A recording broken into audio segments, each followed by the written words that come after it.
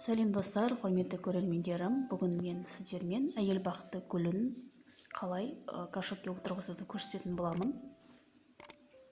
Менің әйел бақыты гүлім бұл гүлге 7-8 жыл болды. Әдемі жайқалып өсіп тұратын, жапырақтар үлкен-үлкен тығыз болып өсетін, гүл ашып тұратын. Биыл гүл ашпай қалды, және де жапырақтар осылай сарғайып, ауырып жатыр. Менің гүлім жапырақтары майдаланып кетті. Мүлде гүл ашпай қойды. Енді ойлап қарасам, бұл гүлім горшокке сыймай жатқаны сияқты. Өйткені горшогы тым кішкентай, ал гүл үлкен. Сондықтан да мен базардан арнайы барып топырақ горшок сатып алдым, үлкендеу горшок. Соған ауыстырайын деп жатырмын. Ең алдымен гүлімізді осылай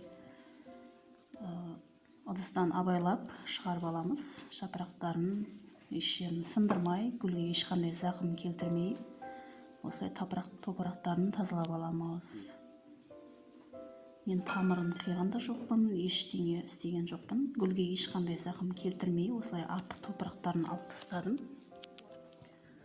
Енді өзім білгенше жасап жатырмын. Егер білмесем, дұрыс істемеген жерлерім болса, комментарий бөліміне өз білгендеріңізбен бөлісіп жаза кетіңіздер. Міне бұл гүл әлде өседі, өйткені түбінен майда-майда жапырақтар өсіп жатыр. Көріп тұрғандарыңыздай. Осылай ескі топырағын алып тастап, жаңа ыдысқа жаңа топырақ салып отырғызайын деп жатырмын. Осындай универсалды топырақ сатып алдым. Мен кейде енді арнайы гүлге арналған топырақ алам, кейде осындай универсальный топырақ сатып алам.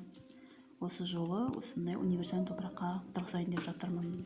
Ыдысымыздың түбі тесік болу керек міндетті түрде, өйткені тесік болмаса гүлге ауа жетпей, гүліміз дұрыс өспейді.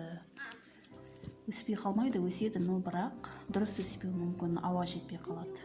Міне осыншалықты топырақ құйып алып, гүлді отырғызып, ыдыстың қақ ортасына осылай туралап алып, қалған топырақтарды шетінен салып шығамыз.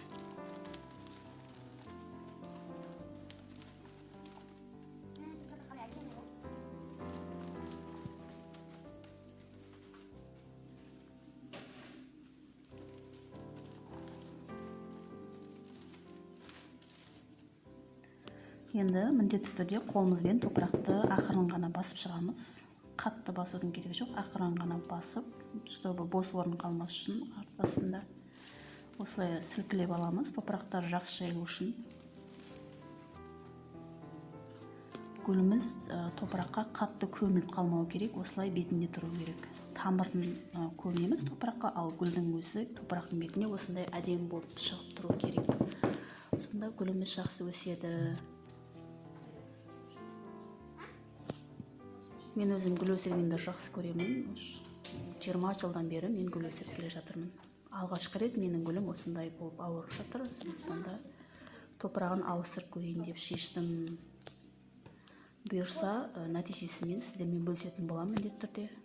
Гүлді отырғызып болғаннан кейін гүлдің астына және де бетіне ылғал болып тұру үшін бетіне де су құямыз. Гүлдің астына құйсаң, гүл суды жақсы ішеді, тамыры ішеді да суды. Бетіне құйсаңыз, ол орта белден барып, астына бармай қалуы мүмкін. Сондықтан міндетті түрде астыңғы ыдысына да су құямыз. Жапырақтарына да жиі-жиі су шашып тұрған дұрыс. Сонда біздің гүліміз әдемі болып жайқалып өсетін болады. Міне осымен менің гүлім таза ыдысқа отырғызылды. Енді Құдай қаласа сіздермен нәтижесімен бөлісетін боламын. Сіздер қалай гүлді отырғызасыздар, сол туралы комментарий бөліміне жаза кетіңіздер. Назарларыңызға рахмет, сау болыңыздар.